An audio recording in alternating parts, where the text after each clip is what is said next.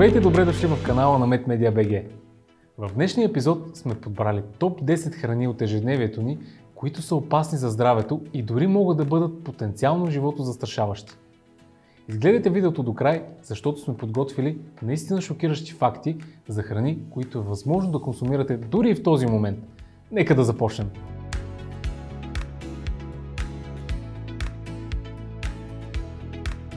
Номер 1. Сьомга. Това е една от най-консумираните видове риби, богата на омега-3 масни киселини, които имат безброй ползи за нашето здраве. Въпреки това, най-често в магазините можем да си купим сьомга, която е отглеждана в ферми, тъй като сезона за риболов на дивата сьомга е ограничен между май и септември. Проблема при сьомгата, отглеждана в ферми, е, че заради гъсто населените условия, в които се отглеждат, те често се третират с антибиотици и химикали, за да се предотвратят болести и паразити. Тези вещества могат да останат в рибата и да бъдат консумирани от хората. Номер 2. Риба тон. Рибата тон и в частност по-големите екземпляри от този вид се характеризира с по-високи нива на живак в сравнение с много други видове риба. Това се случва поради факта, че рибата тон е хищна риба, която яде по-малките рибки, които от своя страна са вече погълнали живак от замърсените води. Редовната консумация на риба с високо съдържание на живак може да доведе до отравяне, което може да увреди нервната система, имунната система и бъбреците и е особено рискова за бременни жени и малки деца. Дори здравните организации предоставят насоки за това колко риба тон може да ядете безопасно. Номер 3. Нискомаслени храни. За да компенсират намалените вкусови качества и текстура, които мазнините осигуряват, производителите често добавят повече захар, изкуствени подсладители или натрий в продуктите с ниско съдържание на мазнини. Това може да допринесе за повишен прием на тези съставки, които при прекомерна консумация са свързани с различни здравословни проблеми, като затлъстяване, сърдечни заболявания и високо кръвно налягане. Важно е да четете внимателно етикетите и да разглеждате цялостния хранителен профил на продукта, а не да се фокусирате единствено върху съдържанието на мазнини. Изборът на пълноценни и минимално преработени храни, независимо от съдържанието на мазнини в тях, обикновено е по-здравословен избор. Номер 4. Паста и ориз. Знаехте ли, че ако оставите сготвен ориз или паста на стайна температура по-дълго време, те могат да претърпят смъртоносна трансформация? Спори на бактерия, наречена Bacillus cereus, често живеят в неварени тестени изделия и ориз и могат да оцелеят дори след термична обработка. Когато пастата и ориза след сготвяне останат за повече време на стайна температура, тези спори могат да се превърнат в бактерии, които се размножават и създават опасни токсини. Когато ги консумираме, те атакуват нашите органи и могат да причинят от леки симптоми като гадене до по-сериозни щети на черния ни дроб. Допълнителната термична обработка като стопляне в микровълнова няма да убие бактериите. Някои от щамовете на тези бактерии са дори студоустойчиви, което значи, че дори при съхранение в хладилник те оцеляват и се размножават. Затова помислете добре следващия път, когато решите да хапвате паста или ориз, за които не сте сигурни къде и как са били съхранявани. Номер 5. Боб.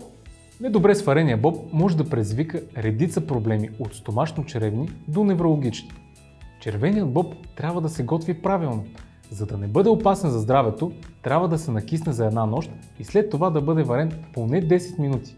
Някои хора правят грешката да готвят боба бавно, но готвенето на ниска температура всъщност може да увеличи токсичността му с до 5 пъти. Някои вещества в боба могат да причинят сериозни увреждания на храносмилателния тракт, но за щастие те се отстраняват чрез накисване, изплакване и варене. Номер 6. Картофи. Един от най-консумираните зеленчуци в света. Но знаехте ли, че ако картофът позеленее, става опасен за здравето ни поради повишеното съдържание на соланин? Това е токсин, който се увеличава при излагане на светлина и може да причини симптоми, вариращи от гадене и замаяност до дихателни проблеми, поради което е важно картофите да се съхраняват на тъмно и да се избягва консумацията на зелените им части. Номер 7. Ябълки. Ябълките са чудесен източник на фибри, витамини и антиоксиданти, но в семената им се съдържа и амигдалин. Това е съединение, което може да се превърне в цианид при дъвчене или храносмилане на семената. Въпреки че случайното поглъщане на няколко семки обикновено е безопасно поради твърдото им покритие, което предотвратява отделянето на цианид, Умишленото дъвчене или консумирането на голям брой ябълкови семки може да доведе до отравяне. Симптомите могат да варират от леки, като главоболие и замаяност, до тежки, включващи учестено дишане, конвулсии и потенциално фатални последици. За да не се стига до такива ситуации, е препоръчително да се отстраняват ябълковите сърцевини и семки, особено когато се дават на деца или се правят продукти на ябълкова основа, като смути или сладкиши. Номер 8. Череши. Черешовите костилки, подобно на ябълковите семки, съдържат амигдалин, който може да освободи цианид, когато костилките бъдат смачкани, сдъвкани или повредени по друг начин. Когато погълнем черешовата костилка, тялото ни я разгражда до отровата цианид. В големи количества това може да доведе до сериозни последствия, но не се притеснявайте. Цяла костилка, погълната по погрешка, най-вероятно няма да ви навреди, тъй като отровата се намира в вътрешността на костилката, която е несмилаема. В повечето случаи ще премине безпроблемно през храносмилателната система и тялото ни няма да усвои цианида. Внимавайте обаче да не срежете, счупите или сдъвчете костилката, защото в тези случаи отровата, влезнали в тялото ви, може да попречи на клетките да използват кислород. Количеството амигдалин варира от череша до череша, но около 3-4 костилки са достатъчни да направят голяма беля. Номер 9. Сурови бадеми. Бадемите, които си купуваме от магазина, са вкусен сорт, наречен сладък бадем. Но не толкова известен факт е, че преди хиляди години горчивите бадеми са били единствения сорт. Когато си ядат сурови, горчивите бадеми са силно отровни поради високото им съдържание на амигдалин, което, както вече разбрахме, когато попадне в тялото ни, се разгражда до цианид и дори няколко горчиви бадеми могат да причинят тежко отравяне, в по-големи количества дори могат да бъдат фатални. За наше щастие, в горчивите бадеми се е развила генетична мутация, която не позволява на ядките да произвеждат амигдалин, и така се появяват сладките бадеми, в които отново се съдържа амигдалин, но в незначителни количества. Номер 10. Индийско орехче. Това е подправка, която почти всички имаме вкъщи, но не всеки знае, че в големи дози може да бъде токсична. В индийското орехче се съдържа вещество, наречено миристицин, което може да повлияе на централната нервна система и да причини леки халюцинации, повръщане и в редки случаи може да бъде и фатално.